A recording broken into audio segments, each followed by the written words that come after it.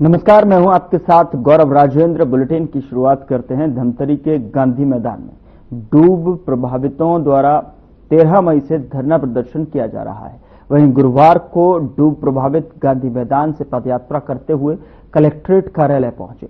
गंगरेल डूब प्रभावितों ने बताया कि रिट पिटीशन और एक साथ सुनवाई करते हुए उच्च न्यायालय छत्तीसगढ़ के द्वारा आदेश पारित किया गया है।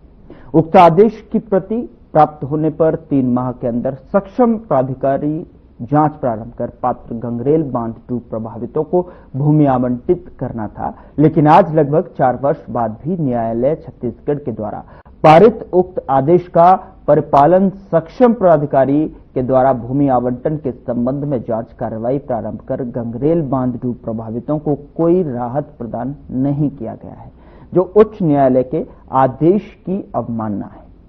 साथ ही उन्होंने कहा कि उच्च न्यायालय छत्तीसगढ़ के आदेशानुसार सक्षम प्राधिकारी द्वारा जांच पूरा कर हमें उचित मुआवजा और न्याय संगत भूमि आवंटित नहीं किया जाता, तब तक हम डुबान प्रभावित अनिश्चितकालीन धरना प्रदर्शन गांधी मैदान में करते रहेंगे।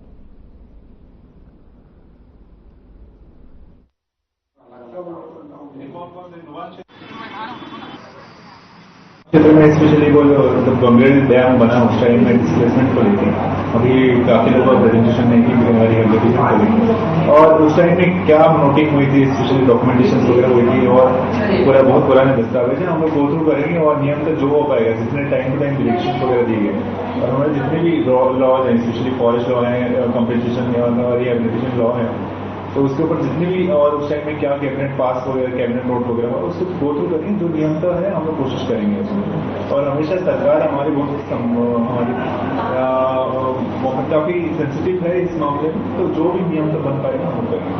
देखिए, बहुत सारी चीजें नियम एक्चुअली बहुत सारे रूल्स होते हैं, स्पेशली फॉरेस्ट के लॉ है, प्लस बहुत सारे हमारे जो इम्पोर्टेंट जजमेंट्स हैं, जैसे सुप्रीम कोर्ट का गोदावरी जजमेंट है, यहाँ पर छत्तीसगढ़ का LRC है, रिहेबिलिटेशन, बहुत सारी चीजें जो मे बी फिट नहीं हो रहा होगा ना, यहाँ रिहेबिलिटेशन हमें गो थ्रू करना पड़ेगा पुराने कॉम्पेंसेशन भी और रिहेबिलिटेशन पॉलिसी जो MP के टाइम में बना हुआ था उसको गो थ्रू करना पड़ेगा और क्या हो पाएगा। और ये मैक्सिमम शासन स्तर के मामले हैं, उसको हम लोग एक प्रेजेंटेशन बना के स्टेट को भेजेंगे। मैंने कहीं डायरेक्शंस नहीं दिया कि ये कराना है, और स्पेशली उच्च न्यायालय ने बस बोला कि नियमानुसार कार्रवाई करे करके, और हम हमेशा फॉलो कराते हैं। जैसे उच्च न्यायालय के साथ साथ हम एडमिनिस्ट्रेटिव भी रहता है, डायरेक्शन रहता है, जब ऊपर से स्पेशली हम लोगों ने मार्गदर्शन के लिए भेजा हुआ है और शासन से निर्णय होना है। भूमि मांग के संबंध में आए हैं, जो बांध प्रभावित है। हमारा जमीन जो है शासकीय प्रयोजन में चला गया था, आज लगभग 50 वर्ष से भी ऊपर हो चुके हैं, और उसकी मांग के लिए आज भी जो है डुबान प्रभावित दर दर भटक रही है और हमारा मांग पूरा नहीं हो रहा है। और हाई कोर्ट का भी आदेश आ गया, आज लगभग 4 वर्ष हो गया है, प्रशासन के द्वारा कोई न्याय संगत कार्रवाई नहीं किया जा रहा है।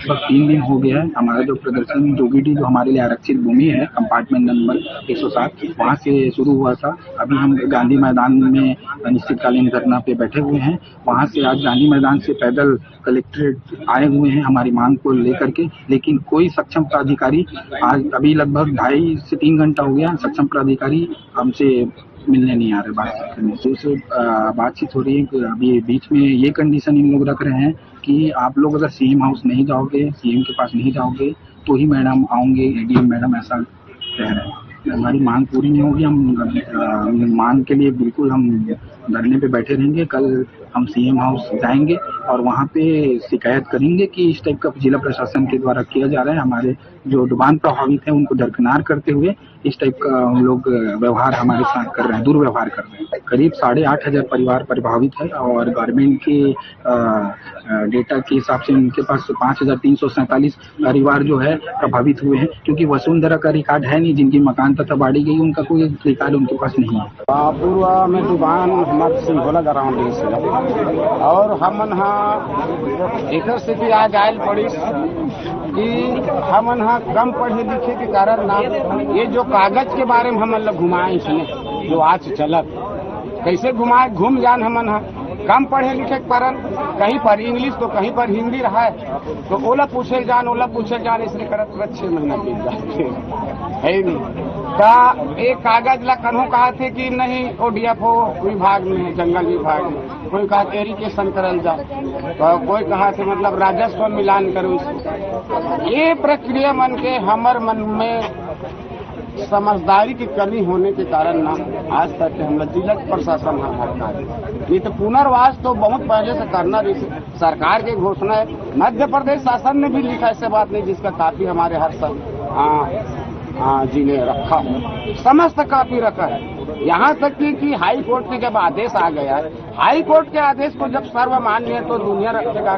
सर्वमान्य है भाई हाई कोर्ट का आदेश। क्या आदेश है? हाई कोर्ट से आदेश आया है कि इन लोगों को विधिवत पुनर्वास किया जाए। जो मतलब 170 परिवार को जो बसाया गया है उसके आधार पर इन लोगों को भी बसा दिया जाए। तो हम जब वाले बोलते हैं तो ये गोलमोल जवाब देते, पूरे अधिकारी गोलमोल जवाब देते, उससे अब कोई वो नहीं है। इसी के कारण हम लोग आज तक अब हम तो अपना अधिकार लेके जाएंगे और इस वर्ष हम लोगों को बावत करना ही पड़ेगा कहीं न कहीं। अभी प्रशासन से मिले हैं और मिला और कोई जवाब नहीं दे सकते। तहसीलदार साहब भी कोई जवाब नहीं दे सकते। पूछो ना, अभी आए तहसीलदार साहब, जवाब दे दे भाई। अभी ये सब हम सम्मान कर देंगे। अभी किस तरह की समस्या है? अब किस तरह की समस्या क्या है कि आवंटन होना चाहिए, यही एक समस्या है। अब आवंटन नहीं होते ना तो हम लोग जा करके बसावट होएंगे और वहीं पर वो आवंटन करेगा, क्योंकि गंगरेल बांध के सामने रहेंगे, उससे और ज्यादा दूरियां नहीं जाएंगे।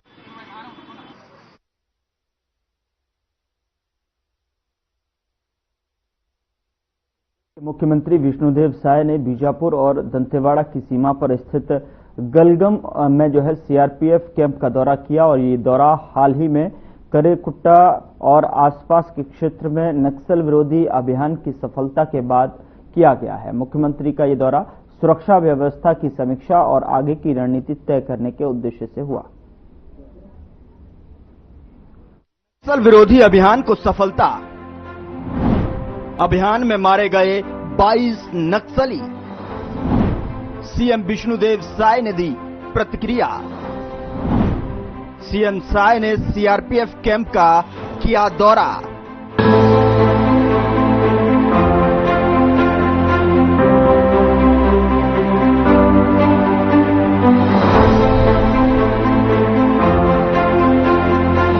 छत्तीसगढ़ के मुख्यमंत्री विष्णुदेव साय ने आज बस्तर क्षेत्र के नक्सल प्रभावित जिलों बीजापुर और दंतेवाड़ा का दौरा किया।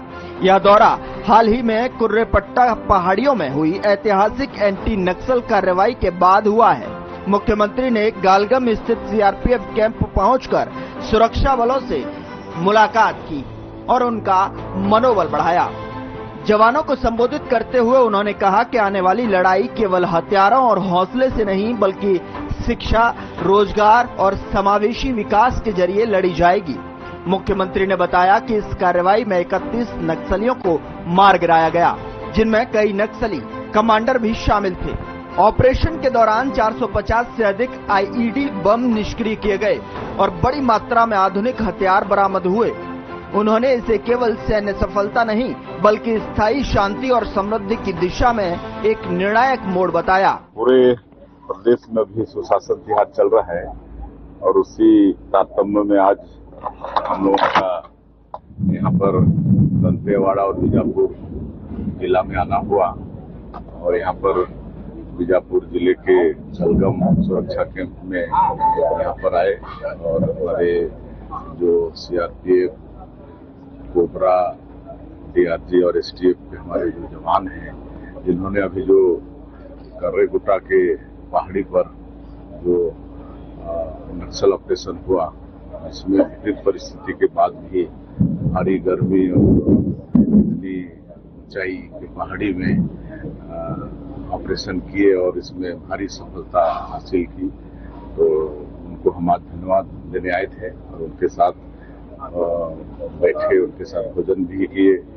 उन्होंने अपना अनुभव भी शेयर किया, किस तरह से उन्होंने ऑपरेशन में मतलब 21 दिन तक डटे रहे। वो सब अपना अनुभव शेयर किया, तो उसके अदम्य साहस को हम नमन करते हैं। निश्चित रूप से माननीय प्रधानमंत्री और माननीय गृह मंत्री जी का जो संकल्प है आने वाले 31 मार्च 2026 तक इस देश से नक्सलवाद को समाप्त करने का संकल्प बहुत पूरा होगा। और आप सबको विदित ही होगा कि अभी हमारे प्रदेश में सुशासन तिहार चल रहा है। 8 अप्रैल से शुरू हुआ है और ये 31 मई तक चलने वाला है और 3 चरणों में ये चल रहा है। अभी ये तीसरा चरण है। हम लोगों को सरकार में आए हुए 1.5 साल हुए हैं और 1.5 साल में हम लोगों ने एक अच्छा शासन देने का प्रयास किया है और इस सुशासन के त्योहार से हम लोग प्रत्यक्ष रूप से जनता के बीच में जाकर फीडबैक लेने का प्रयास कर रहे हैं। और अभी जो आप लोगों ने छत्तीसगढ़ और तेलंगाना के बॉर्डर में जो कर्रेगोड़ा की पहाड़ी है उसमें जो सबसे बड़ा अभी तक का और सफल नक्सली ऑपरेशन किया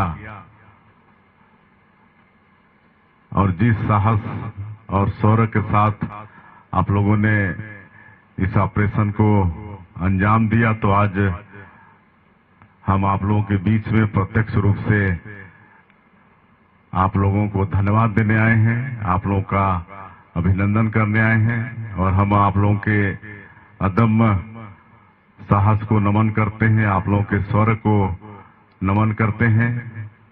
और जैसे मैंने कहा कि अभी तक के सबसे ये बड़ा ऑपरेशन और कठिन ऑपरेशन, मैं रोज डीजीपी साहब को पूछता रहता था कि हमारे जवान कहीं डिमोरलाइज तो नहीं हो रहे हैं, कहीं उनका मनोबल तो नहीं गिर रहा है। जिस तरह से आप बताते थे, अभी तो आप सब लोगों ने बताया है, जो प्रत्यक्षदर्शी रहे हैं, जिसमें ऑपरेशन में आप सब लोग शामिल रहे हैं और आप लोगों ने बताई है पूरा जो 21 दिनों का जो ऑपरेशन चला है उसका। लेकिन सुनते थे कि ऊंची पहाड़ी है, 60 किलोमीटर का लंबा और 5-6 किलोमीटर चौड़ा और ऊपर में मतलब इस तरह का पेड़ है कि वो छाया भी नहीं है, पानी की भी व्यवस्था नहीं है। और ऐसे में आप सब लोग एक दिन भी मनोबल गिराए इस ऑपरेशन को सफल किए और वहां पीने के पानी की व्यवस्था, राशन की व्यवस्था, ये सब हेलीकॉप्टर से करना पड़ा और 44 डिग्री गर्मी में आप सब लोगों ने इस ऑपरेशन को सफल किया और 31 नक्सलियों को आप लोगों ने मार गिराया। मैं पुनः आप लोगों के अदम्य साहस को नमन करता हूं, आप लोगों के शौर्य का मैं तारीफ करता हूं। और जहां तक ये सुरक्षा कैंप को हम तो सुविधा कैंप बोलते हैं, कहे कि जहां भी सुरक्षा कैंप खुलता है तो वहां पर सरकार की सारी सुविधाएं पहुंचनी शुरू हो जाती हैं। इसके पहले हम लोग दंतेवाड़ा जिला के एक कैंप में मुलेर में अभी हम लोग थे और वहां पर भ्रमण भी किए पूरे गांव का। और मुलेर हम लोग जब सरकार में आए तो वो पहला सुरक्षा कैंप खुला वहां पर मुलेर में, सबसे पहले खुलने वाला वो कैंप था। आज कैंप खुलने से वहां बहुत खुशहाली आई है। एक तो वो पंचायत नया बना है, उसके पहले पहाड़ के उधर उनका पंचायत का मुख्यालय होता था। राशन लेने के लिए उनको 25 किलोमीटर पैदल जाना पड़ता था। अब हम लोग सरकार में आए, सुरक्षा कैंप खुला तो नई पंचायत का गठन हुआ, अब उनको वहीं पर राशन दुकान उनका खुल गया। आज भी हम राशन दुकान गए थे और वहां गांव की महिलाएं माताएं राशन ले रही थी। आंगनबाड़ी केंद्र वहां हो गया, स्कूल हो गया। वहां बिजली, मतलब एक सपना था बिजली, अब बिजली भी वहां पहुंच गई है।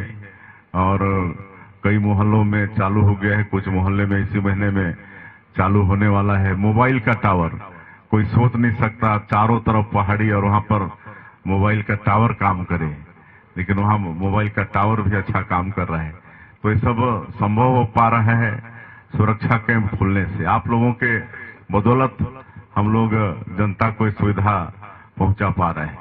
और आप सबको मालूम है कि हमारे माननीय प्रधानमंत्री श्री नरेंद्र मोदी जी और हमारे देश के यशस्वी गृह मंत्री अमित शाह जी दोनों का संकल्प है कि आने वाले 31 मार्च 2026 तक पूरे भारतवर्ष से इस नक्सलवाद को समूल नष्ट करना है। और आज छत्तीसगढ़ में ही ज्यादा नक्सलवाद है, बाकी के राज्यों में थोड़े हैं।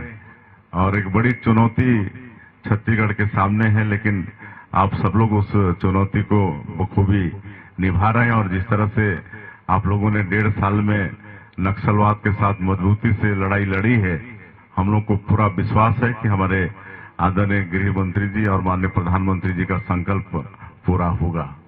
और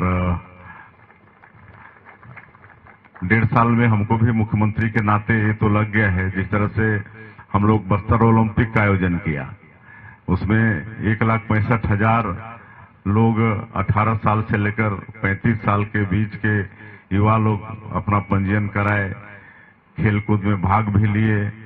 और उसमें जो नक्सल पीड़ित लोग हैं, जिनका मतलब कोई किसी का पैर मतलब आईडी ब्लास्ट से चला गया, किसी की आंखें चली गई, ऐसे लोग भी उसमें शामिल हुए और बड़ा सफल वो प्रोग्राम रहा। उसके बाद बस्तर पंडुम का भी आयोजन किया, जिसमें भी 47,000 लोग मतलब भाग लिए।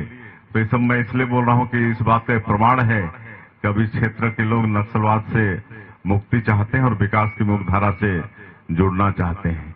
इस बात का एक प्रमाण है। और आगे ये सब हम लोग करते रहेंगे, ओलंपिक का भी आयोजन करते रहेंगे और पंडुम का भी आयोजन करते रहेंगे। और विकास भी, उसके लिए भी नियत नीलानार योजना शुरू की, आप सबको मालूम है। गोंडी भाषा में नियत नीलानार, उसका हिंदी अनुवाद है आपका सुंदर गांव। और इसके माध्यम से भी लगातार सुरक्षा कैंप खुलते जा रहे हैं। और पहले तो सुरक्षा कैंप के 5 किलोमीटर रेडियस में काम करना था, अब तो उसको हमारे गृह मंत्री जी 10 किलोमीटर कर दिए हैं।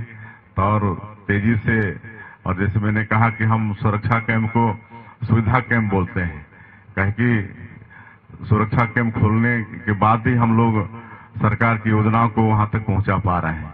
आज करीब 16-17 विभाग की योजना और 50 से ऊपर व्यक्तिमूलक जो योजना है, वो सबको हम लोग जनता तक इस क्षेत्र में पहुंचा पा रहे हैं। सब आप लोगों के बदौलत हो रहा है और मुझे बड़ी खुशी है। मैं अंत में फिर से आप लोगों के अदम्य साहस और को नमन करता हूं।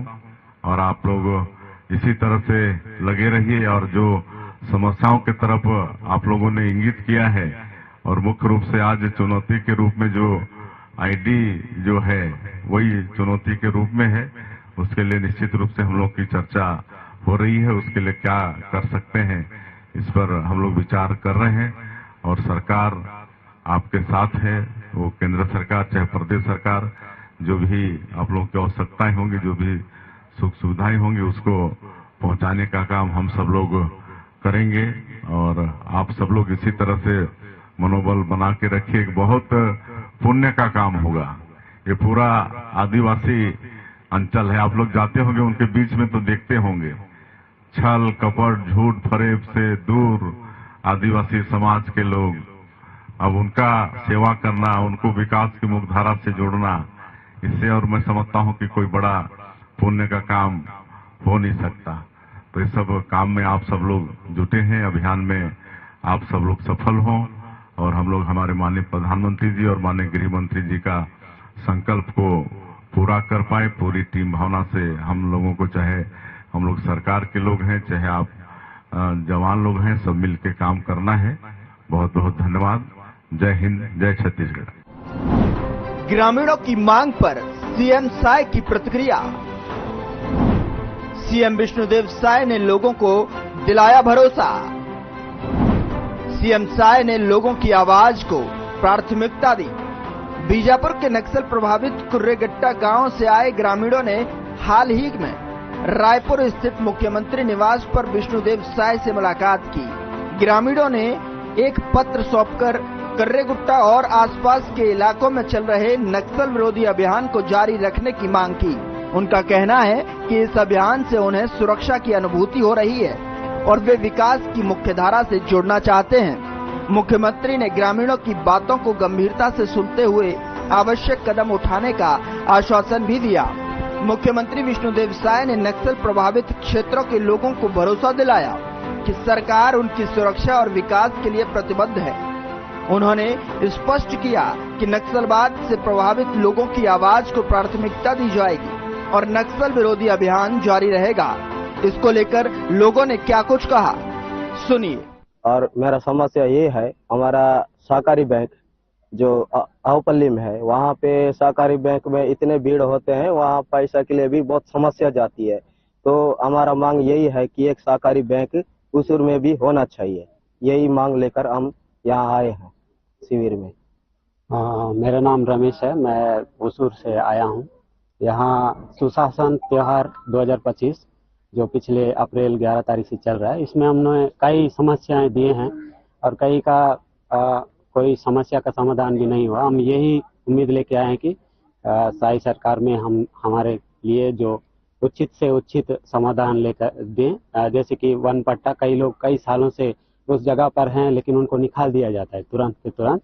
तो ये वन पट्टा को लेकर भी हम यहाँ एक समस्या को लेकर आए हैं। हम चाहते हैं कि इसका समाधान हो, क्योंकि यहाँ हम मूल निवासी हैं, यहाँ हम कई दादा परदादा से होकर यहाँ निवास कर रहे हैं। तो हमारा यही मांग है कि हमें उचित से उचित पट्टा मिले, हमारा हक दिलाए, यही हमारी उम्मीद है। ऐसे जैसे स्कूल भवन जैसे शिक्षा विभाग में बताते हैं कि स्कूल भवन हर पारा में, हर मोहल्ले में होना चाहिए, लेकिन हमारे पारा में ऐसे हैं कि बच्चे तो बड़े हो रहे हैं लेकिन वहाँ प्राथमिक शाला जैसे स्कूल चालू नहीं है और आंगनबाड़ी में भी नहीं है। जैसे स्कूल भी है तो वहाँ कर्मचारी नहीं है। तो ये भी बहुत बड़ी समस्या है हमारे लिए। जैसे हमारे पारा में कलम पारा पड़ता है उसूर, जबकि तहसील पड़ता है, तो भी वहाँ हमारे प्राथमिक शाला उपस्थित नहीं है, वहाँ कर्मचारी नहीं है, आंगनबाड़ी में भी कार्यकर्ता नहीं है। तो ऐसे छोटे बच्चे जो उनका उम्र तो बढ़ रहा है लेकिन उनको प्राथमिक शिक्षा नहीं मिल रही है। तो हमारी मांग बहुत सारे, जैसे सड़क निर्माण भी नहीं हुआ है हमारे पारा मोहल्ले में, ऐसे कई समस्याएं हैं। तो ये सारी समस्याएं, और गाय गोठन तो बनने के लिए बना लेकिन उसका उचित उपयोग नहीं हो रहा है। और सड़क निर्माण तो बहुत बड़ी समस्या है, उसके वजह से कई लोग जो है वाहन का भी दुर्घटना हो जा रहा है, सही पुलिया नहीं है, सही रोड नहीं है। तो ये सारी समस्याएं हैं। और जो पढ़े लिखे युवा हैं उनके लिए उचित रोजगार भी नहीं मिल रहा है।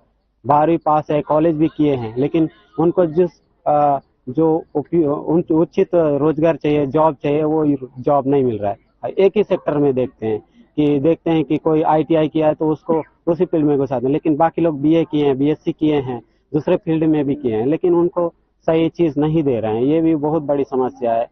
मैं फोर्स की तरफ से भी सर आपको आश्वस्त करना चाह रहा हूँ कि इस इलाके में वाकई कठिन ऑपरेशन और कठिन जीवन के साथ साथ इनका आसपास में जो ग्रामीणों से जो रिश्ता है वो काफी अच्छा हुआ है। मैंने कई कैंप्स में देखा है, वॉलीबॉल खेलने के लिए यूथ को इन्वॉल्व करते हैं, गांव में जाते हैं, गांव में लोगों से दोस्ती करते हैं, उनका इलाज भी करते हैं। बहुत सारी कैंप में जो बीमार लोग, गांव के लोग आते हैं, उनका उपचार भी CRPF के जो डॉक्टर्स हैं वो लोग करते रहते हैं।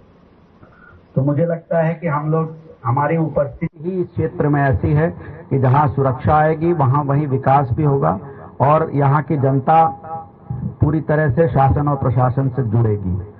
सभी लोगों के दिमाग में ये स्पष्ट है। सिविक एक्शन जैसा बता रहे थे CRPF के लोग, उसके जरिए ये गांव में जा करके जन सामान्य से अपना रिश्ता स्थापित करते हैं।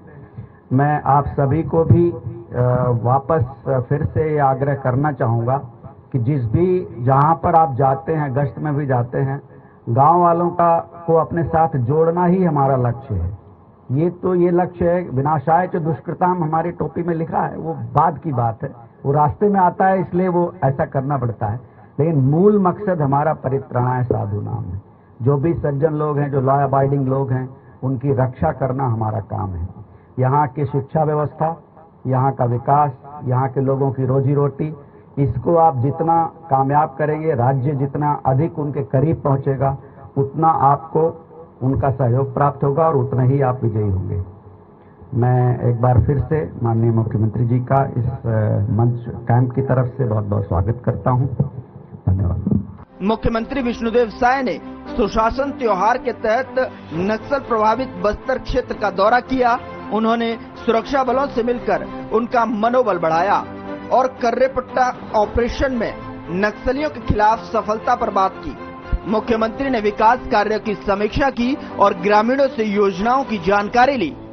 उन्होंने मुंडेर गांव में स्कूल आवास योजना और सामुदायिक शौचालय परियोजना का निरीक्षण भी किया। Bureau report.